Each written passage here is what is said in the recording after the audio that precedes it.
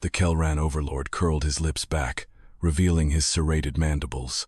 "If this is the pinnacle of Terra's might," he jeered, "then we could overwhelm your planet in our sleep." His mocking laughter reverberated in the chamber, joined by the guttural snickers of his lieutenants. Lieutenant Wren, arms folded with a rifle resting against his shoulder, stood impassively.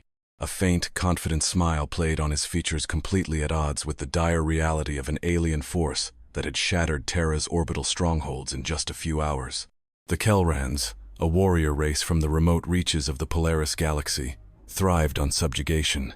Their colossal vessels hovered over Terra's skies like gleaming behemoths, practically unstoppable. Now, they intended to demonstrate humankind's insignificance.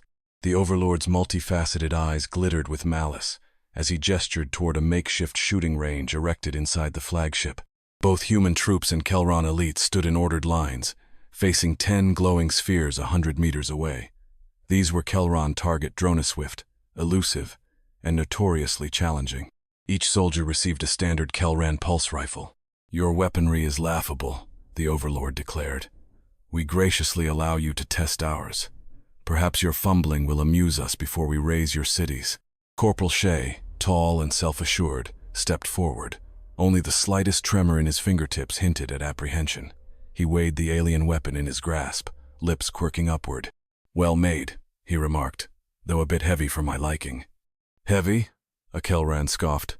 "A typical Terran complaint. This rifle is engineered for pinpoint accuracy and force."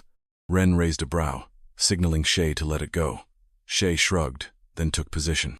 Instantly, the hovering spheres began to dart around, zigzagging and looping in unpredictable patterns. With every swoop they glowed brighter, daring each shooter to aim true. Shay locked onto one of the moving orbs, let out a controlled breath, and fired. The pulse streaked wide, missing by at least 2 feet as it fizzled into nothingness. The Kelrans roared with derisive laughter, their voices echoing off the bulkheads. Shay bit his lip, attempting another shot, and then another one missed with embarrassing flair. "So this is Terra's finest," the Overlord sneered. "Your missiles can't find a target, and neither can you." Without complaint, Shay passed the rifle to the next human.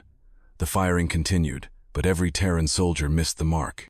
A few came close, singeing the edges of a sphere, but these near hits only spurred louder ridicule from the Kelrans.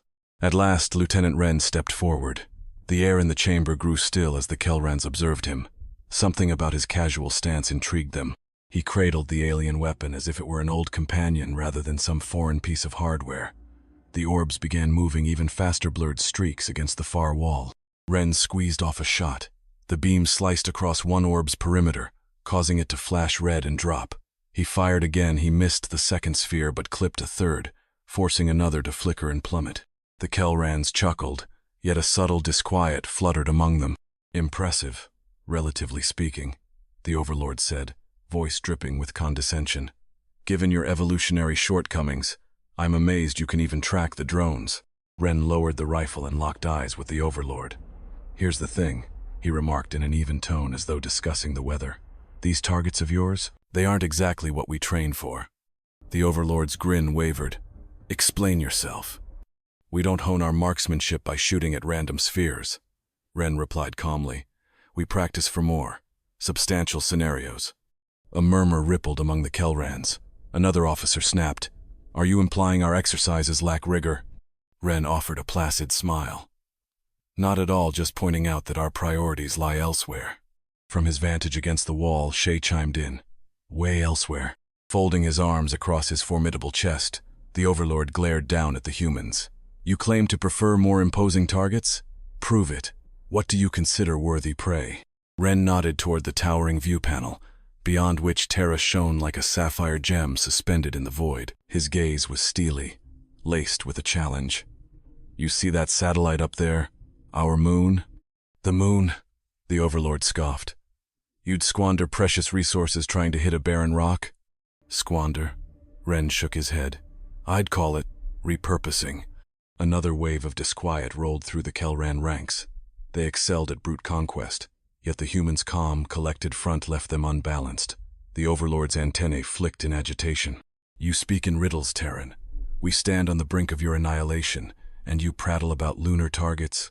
Wren didn't break eye contact. Instead, He exchanged a meaningful glance with Shay, who smirked. "You want a demonstration?" Ren said quietly. "We'll give you one. A real one." Reluctantly, the Overlord gestured.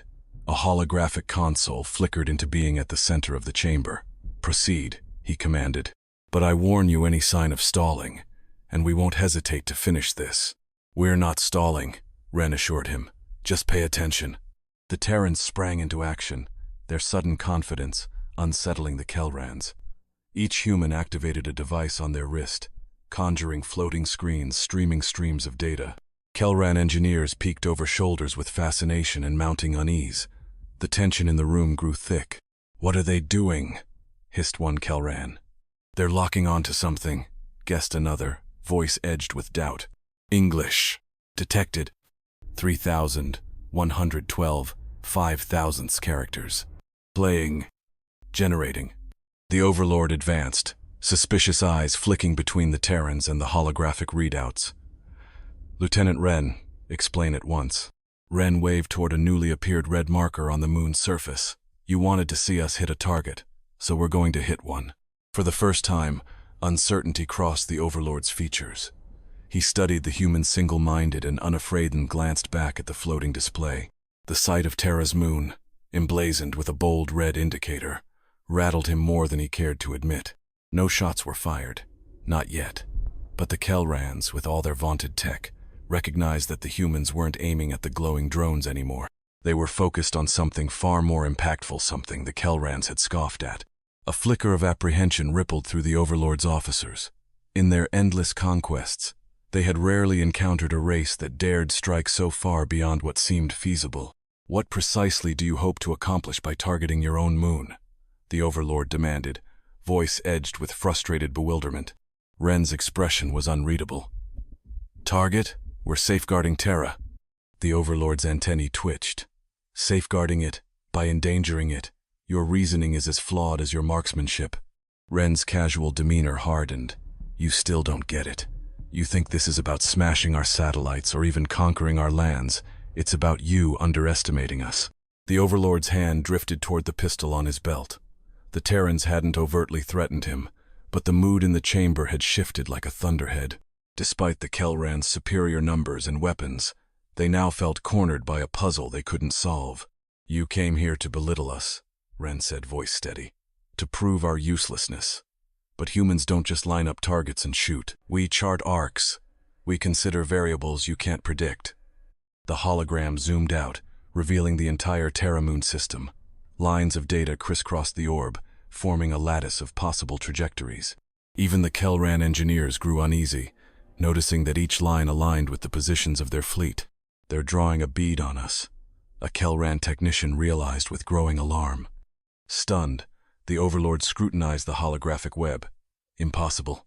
Your rudimentary science could never—" "Could never what?" Shay interjected. Think you? Outmaneuver you? Let me guess you assumed we'd be helpless just because we haven't spread across half the universe yet." The Overlord hissed, his bravado slipping. "You're bluffing. A pathetic display meant to distract us. Your species doesn't have the capacity." "You're correct," Ren said. "We lack the capacity. For now.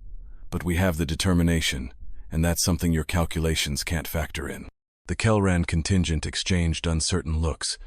Despite their cutting-edge weaponry, they'd never contended with such unorthodox tactics. The humans were using meager resources in a way the Kelrans had never envisioned.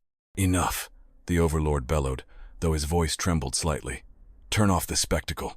Seize their devices and—" He was cut short by a piercing alarm. The hologram wavered, then updated in real time. The red marker on the moon glowed more intensely, and a faint ripple appeared along its surface. The Kelrans realized this wasn't a mere simulation anymore. "They're leveraging the moon's orbital path," gasped a Kelran engineer. Ren nodded. "You teased our poor aim. You never asked why we aim at all." The Overlord's mandibles twitched, caught between fury and fear. "You wouldn't dare." Shay gave a small shrug. "This isn't about daring. It's about making sure we live another day. You assumed you were the teachers here, but it looks like the lesson's on you." The hologram once again highlighted the Kelran fleet.